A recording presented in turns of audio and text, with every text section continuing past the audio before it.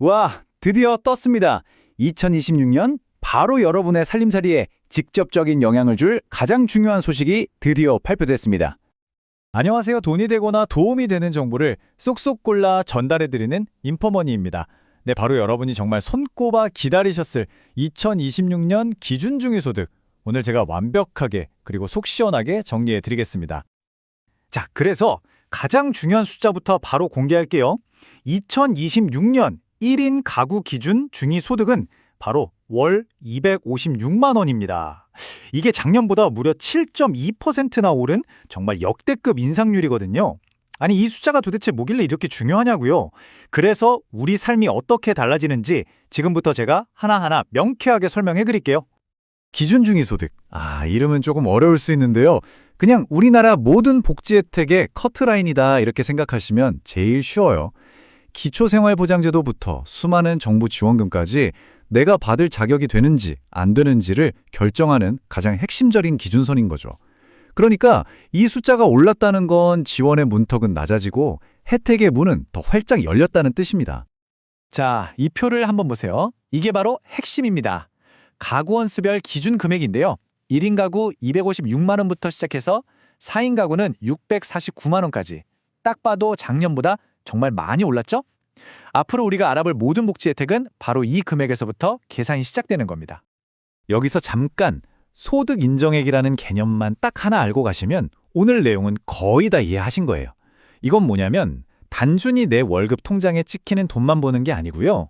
내가 가진 재산까지 소득으로 환산해서 더한 말 그대로 최종 심사 금액이에요. 바로 이 소득 인정액이 아까 그 커트라인보다 낮아야 혜택을 받을 수 있는 거죠.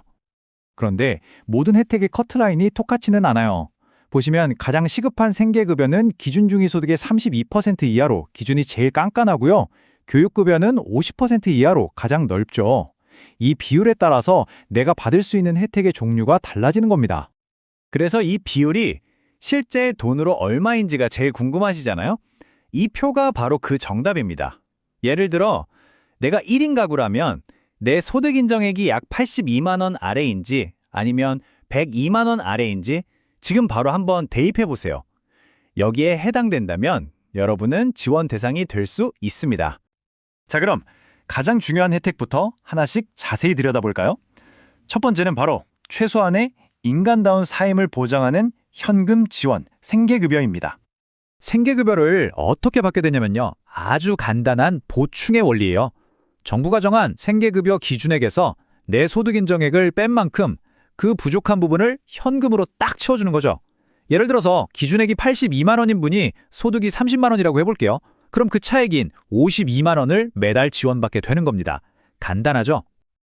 그렇기 때문에 만약 내 소득 인정액이 0원이라면 바로 이 표에 있는 금액을 최대로 지원받을 수 있게 됩니다. 1인 가구는 최대 약 82만 원, 4인 가구는 무려 207만 원까지. 작년보다 지원액이 크게 늘어서 정말 든든한 버팀목이 되어줄 겁니다. 자, 다음은 아플 때 정말 큰 힘이 되는 거죠. 병원비 걱정을 덜어주는 의료급여입니다. 와, 여기에는 정말 중요한 변화가 두 가지나 있으니까 지금부터는 조금 더 집중해서 잘 들어주세요. 핵심은 딱 이 두 가지입니다. 첫째, 병원을 너무 자주 이용하면 본인 부담금을 다르게 적용하겠다는 거고요. 둘째, 와, 이게 진짜 대박 소식인데 그동안 많은 분들을 안타깝게 했던 부양의무자 기준이 크게 완화됩니다. 특히 이 두 번째 소식, 정말 희소식이죠? 먼저 첫 번째, 1년에 외래 진료를 365회, 그러니까 거의 매일 병원에 가는 수준을 넘어서면 본인 부담금이 30%로 올라가요. 이건 불필요한 의료 쇼핑을 막기 위한 조치라고 하는데요. 물론 중증질환자처럼 치료가 꼭 필요한 분들은 예외니까요. 너무 걱정은 안 하셔도 됩니다. 그리고 이게 정말 중요한 변화입니다. 혹시 자녀나 부모님 소득 때문에 혜택을 못 받던 분들 정말 많으셨죠? 그 가족의 소득을 내 소득으로 간주하는 비율이 기존의 거의 절반 이하인 10%로 대폭 낮아집니다. 이게 무슨 말이냐면요. 예전에는 정말 아깝게 탈락했던 분들도 이제는 의료급여 혜택을 받을 길이 활짝 열렸다는 겁니다. 좋습니다. 다음은 안정적인 삶의 터전과 우리 아이들의 미래를 위한 거죠. 주거급여와 교육급여입니다. 이 두 가지 역시 지원이 한층 더 두터워졌어요.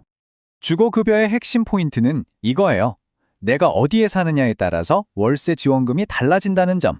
아무래도 임대료 부담이 가장 큰 서울은 1인 가구 기준으로 최대 36만 9천 원까지, 그리고 경기 인천은 30만 원으로 상향됐습니다. 여러분이 사시는 지역의 지원액이 얼마인지 꼭 확인해 보셔야겠죠? 교육급여도 아주 든든하게 올랐습니다. 초등학생은 연간 50만 원, 중학생은 70만 원 가까이 지원되는데요. 특히 주목할 건 고등학생입니다. 무려 12%나 인상돼서 연 86만 원까지 교육활동비를 지원받게 됐어요. 물론 교과서비나 입학금은 이거랑 별도로 전액 지원되고요. 자, 이제 거의 다 왔습니다.